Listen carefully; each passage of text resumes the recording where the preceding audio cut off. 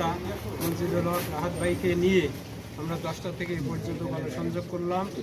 আল্লাহ আমাদেরকে রহমত কল্যাণ এবং বরকত দান করুক। ভাইদেরকে বেশি বেশি আমাদের গাড়ি পাল্লায় ভোট দেওয়ার তৌফিক দান করুক।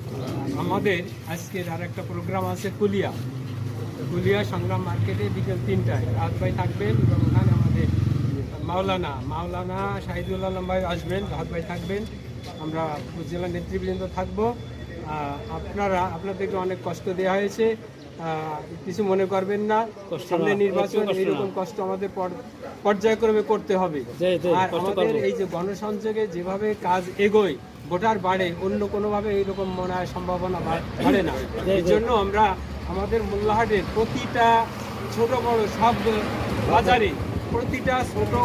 সব বাজারে, আমরা গণসংযোগ করব, একাধিকবার করব। কোনো গণসংযোগে কোনো একটা দোকান বা কোনো একটা বাড়ি আমাদের বাদ থাকবে না। ইনশাআল্লাহ আপনারা আমাদের সাথে থাকবেন, আপনাদেরকে আমরা মাঝে মাঝে ডাকবো, আপনারা আমাদের ডাকে সাড়া দেবেন। আর আজকের ওই কুলিয়া সমাবেশে আপনাদের সবাই দাওয়াত, যারা পারবেন যাবেন থেকে শুরু, ওখানে আপনারা যাবেন। তাহলে আজকের এই গণসংযোগ প্রোগ্রাম এখানে শেষ করছি। সুবহানাকা আল্লাহুম্মা ওয়া বিহামদিকা আশহাদু আল্লা ইলাহা ইল্লা আনতা আস্তাগফিরুকা ওয়া আতুবু ইলাইক। সবার ছুটি।